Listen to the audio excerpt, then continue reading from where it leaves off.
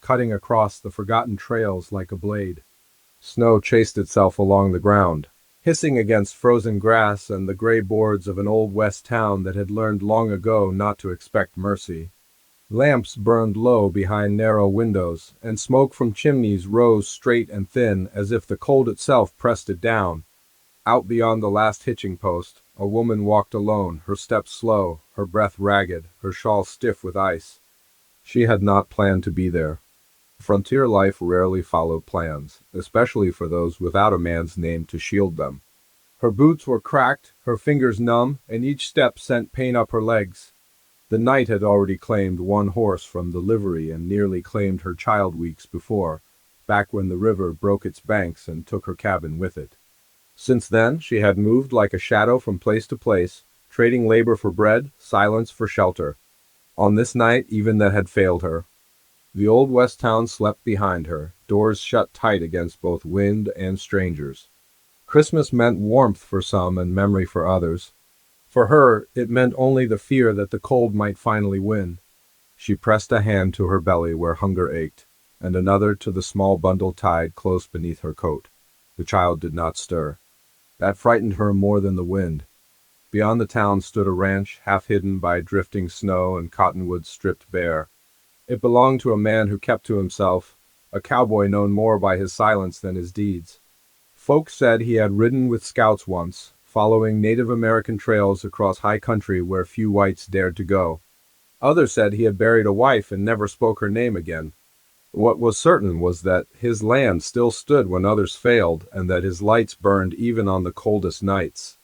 She had passed that ranch before and kept walking, pride heavier than her bundle. Tonight, pride had no place. Her knees buckled near the fence line, and she caught herself on a frozen post, splinters biting her palm. Tears came then, hot against her cheeks, stolen away by the wind before they could fall. She whispered a prayer she had learned as a girl, back when her mother's voice still filled the room and winter did not mean death. Inside the house, the rancher sat alone. The fire had burned down to coals, but he had not risen to feed it. Christmas had always been a quiet thing for him. The land did not mark holidays, and neither did he. His thoughts drifted along old paths, back to days of dust and blood, to promises made and broken, to a woman with dark hair who once waited for him at dusk. Frontier life taught a man to live with ghosts, but it did not teach him how to be free of them. The knock came soft at first, nearly lost beneath the wind. He might have ignored it, thinking it no more than a branch striking the door. Then it came again, weak but desperate. His hand went to the rifle by habit, then paused. Something in that sound did not belong to danger. He opened the door, and the cold rushed in like a living thing. She stood there swaying, her face pale, her eyes wide with fear and resolve. Snow clung to her skirt and lashes. For a long moment they only looked at each other, two souls measuring the cost of mercy. He saw at once that she would not last the night. She saw in his eyes a hardness shaped by loss, not cruelty. She did not beg at first. Pride still lingered, thin but stubborn. She asked only for warmth, for a place to sit until the storm passed. Her voice shook, but it did not break. He hesitated, glancing past her at the darkness beyond as if weighing old rules against the simple truth before him. At last he stepped aside and let her in. The heat of the room struck her like a blow. Her legs gave way, and he caught her before she fell. She smelled of snow and smoke, of long roads and tired hope. He set her near the fire, wrapped her hands in a blanket, and brought water. Only then did he notice the child, small and quiet, tucked close. His jaw tightened. He had known children once, or thought he had before the earth took them back. As feeling crept painfully into her fingers, words spilled out. She told him of the cabin lost to the river, of the town that turned her away, of the work that dried up when winter came early.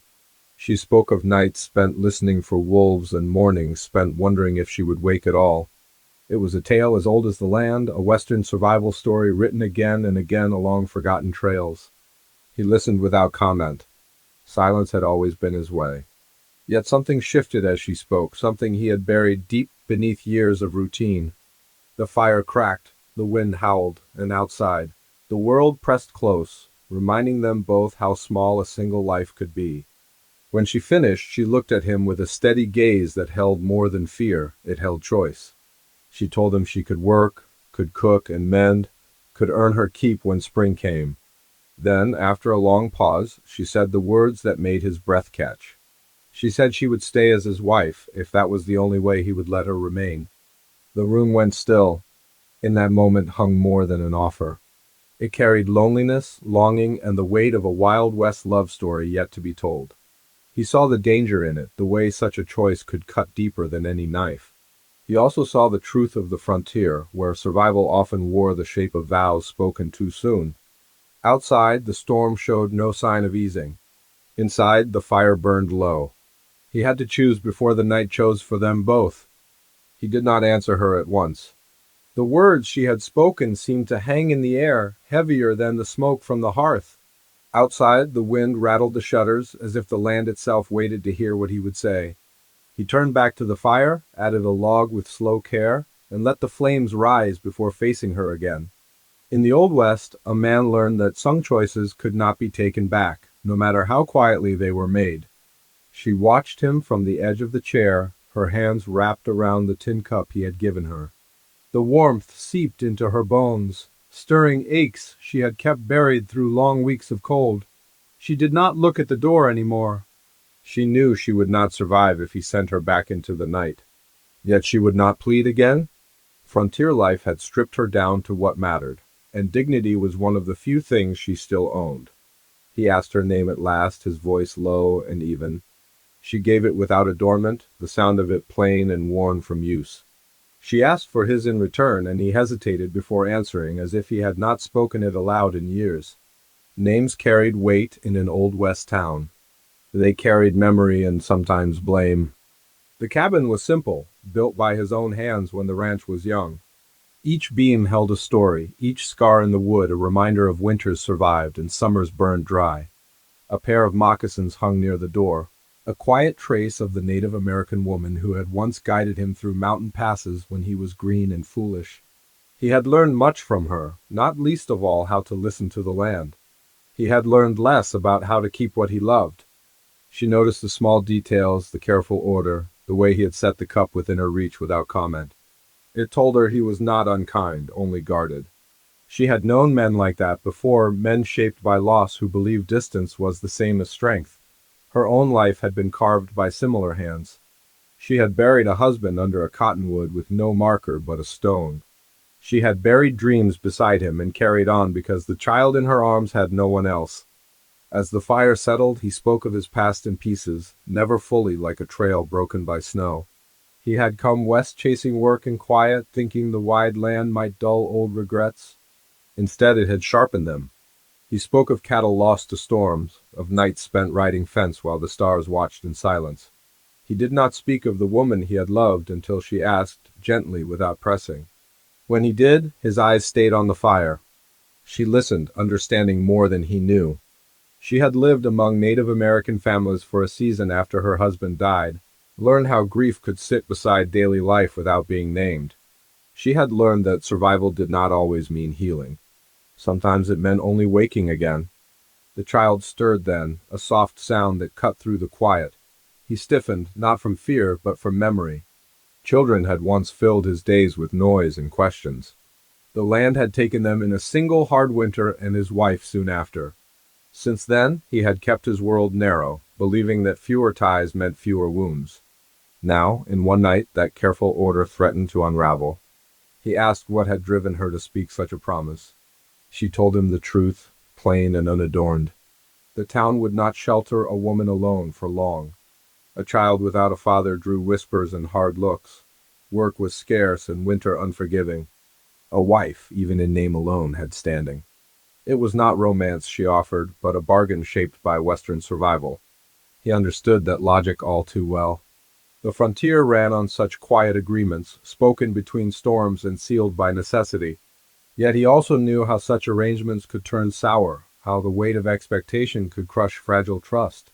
He had seen men take wives out of loneliness and lose them to bitterness. He had sworn he would not do the same. The night deepened. Snow piled against the walls, muting the world beyond. They shared a simple meal, eaten in silence, broken only by the child's soft breathing. Each watched the other from the corner of an eye, measuring, wondering. The distance between them was small in space, vast in experience. She spoke then of the land she had lost, of a promise made by a man who never returned from a cattle drive. She spoke of an old west town that turned cold when fortune did. Her voice did not tremble. She had spent her tears already. What remained was resolve sharpened by hardship. He told her of threats that lingered on the edges of his land. Rustlers who watched from the hills, a neighbor who claimed a line that was not his, a debt owed from years past that had not been forgotten. A woman under his roof would not be shielded from those dangers. If anything, she would stand closer to them. She met his gaze without flinching. Danger was not new to her. It rode every forgotten trail she had walked. She said only that fear had not kept her alive this long. Work had, endurance had. The fire burned lower again. He added another log, aware of how the simple act mirrored the choice before him. To let the flames die would mean sending her back into the night. To feed them would bind her fate to his, in some measure, whether he wished it or not. Outside, the wind shifted, carrying with it the distant howl of something wild. The land listened as it always did. Inside, two lives balanced on a moment neither had planned. The promise she had offered remained unanswered, a fragile bridge over a deep and uncertain divide. Morning came slow and gray, as if the land itself hesitated to wake. Snow still fell, lighter now, drifting down in a quiet curtain that softened every edge. The ranch lay hushed beneath it, fences bowed, trees bent in patient surrender. Inside the cabin, the fire had burned through the night, fed by a man who slept little and a woman who slept only in fragments. She woke first, her body stiff, her mind racing. For a moment she did not know where she was, only that she was warm. That alone felt dangerous. Warmth invited hope, and hope had a way of cutting deep when taken away. She sat up carefully, not wishing to wake him, or the child curled close beside her. The cabin looked different by daylight, less threatening, more honest. Every mark on the walls told of labor, not cruelty. He stood at the window when she noticed him, looking out across the snow-covered yard. His shoulders were set, his posture alert, as if the land might speak to him at any moment. He had been that way since dawn, watching the sky, listening for sounds that did not belong.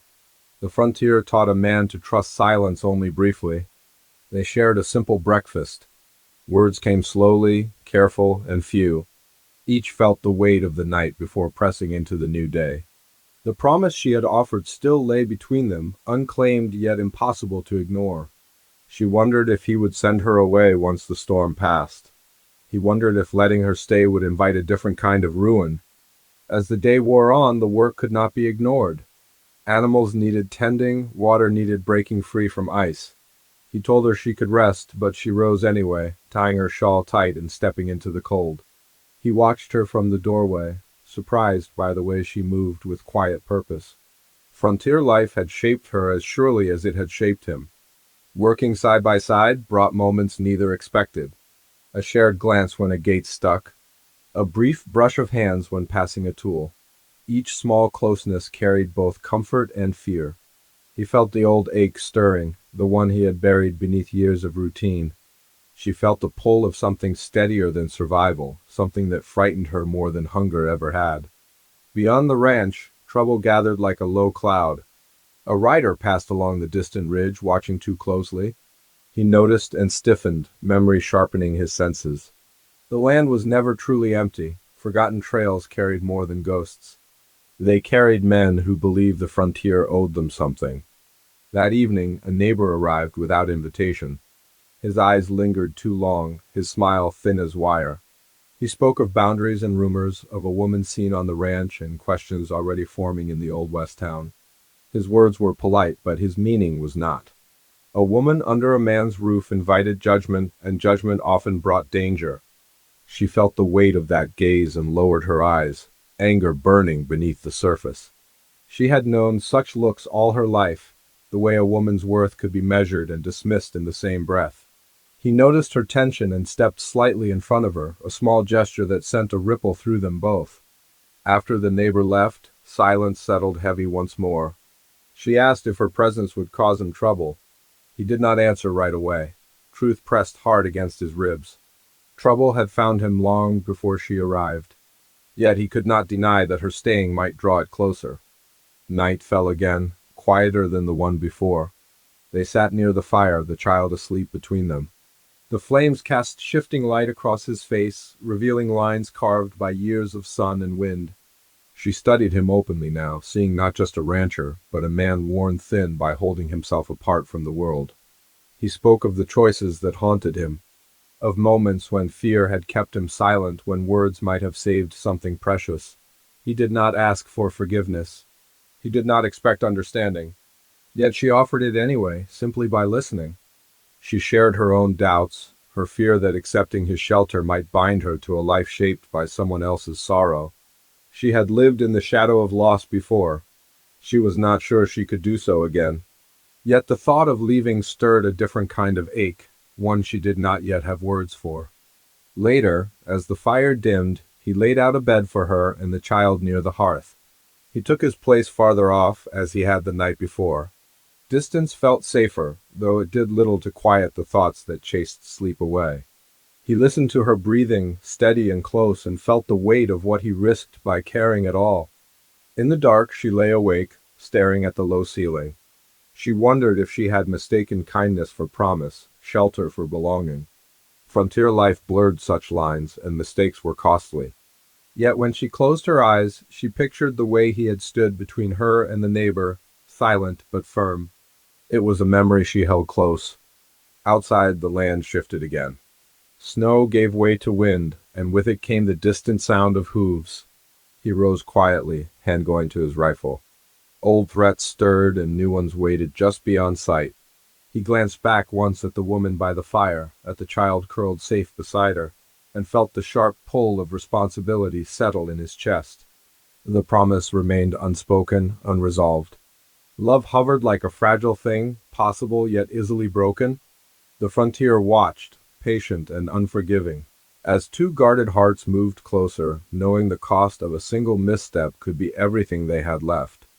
Dawn broke clear at last, pale light spreading across the ranch as if the land itself had decided to grant a measure of mercy. The night before had brought the reckoning he had long feared, and the choice he could no longer delay. When the riders came out of the dark, they did not come quietly. Hoofs thundered against frozen ground, voices sharp with intent.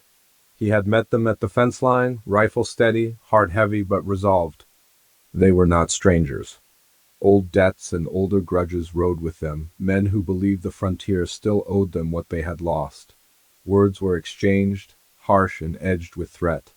Yet the land had a way of settling such matters without blood when courage stood firm. He did not back away. He named the boundaries as they truly were, spoke of witnesses, of consequences, of the simple fact that some things could not be taken by force anymore. The wind carried his voice, strong and certain, and the riders saw something in him they had not expected. One by one, they turned away, leaving only churned snow and silence behind. When he returned to the cabin, the woman stood waiting, the child wrapped close against her. She searched his face for answers before he spoke. He told her simply that the danger had passed, at least for now. She did not ask for more. The frontier had taught her when to accept a truth and when to let it rest. The days that followed unfolded slowly, like a careful mending. Word reached the old west town that the ranch was settled, that the rumors had no teeth. The neighbor kept his distance. Work resumed its steady rhythm, and with it came a sense of belonging neither had expected so soon. She took to the land as if she had always known it, her hands sure, her presence easing the quiet that had once pressed too hard against the walls. In time, he spoke again of her offer, not as a bargain, but as a question. He told her he would not have her bound by necessity alone. If she stayed, it would be because she chose to, because she believed there could be more than survival between them. His voice did not waver, though his heart did. She answered without haste. She spoke of the nights she had spent listening for wolves, of the child's small breath in the dark, of the weariness that came from carrying the world alone. She spoke too of the way the ranch felt different from the places she had known, of the steadiness she saw in him, quiet and unshowy. She said she did not know what the future held, but she knew she no longer wished to face it alone. They stood there in the thin winter light, no witnesses but the land and the child between them. He took her hand, rough fingers closing gently around hers. It was a simple thing, yet it carried the weight of all they had endured. The promise was spoken then, plain and honest, shaped not by desperation but by hope earned through hardship. Spring came slow, as it often did on that stretch of land. Snow retreated inch by inch, revealing grass flattened but alive. Calves were born, fences repaired, and the ranch breathed easier with two souls tending it. The child laughed more, the sound bright against the wide sky. Neighbors began to nod again, then to visit, curiosity softening into acceptance. On a warm evening they stood together at the edge of the property, watching the sun dip low. He spoke of the Native American woman who had once taught him the trails, of the lessons he had carried forward. She listened, understanding the way the past could live alongside the present without ruling it. She told him of her husband, not with tears now, but with quiet respect. Loss no longer stood between them. It stood behind, acknowledged and laid to rest. Their life was not free of hardship. Storms still came, and the land demanded its due. Yet they faced it together, sharing burdens as naturally as breath. Love grew not as a sudden blaze, but as a steady fire, tended day by day. It warmed the cabin in winter and lit the long evenings with simple joys. One night, as another Christmas drew near, snow fell again, gentle this time. They sat by the fire, the child asleep nearby, and listened to the wind pass harmlessly over the roof. He thought of the night she had come to his door, nearly claimed by the cold. She thought of the fear that had driven her steps and the courage that had carried her through. The frontier remained unforgiving, but it had given them something rare, a place to stand, a life built not on forgotten trails but on shared ground. As the fire burned low and peace settled deep, they knew they had survived more than winter. They had found home, and in it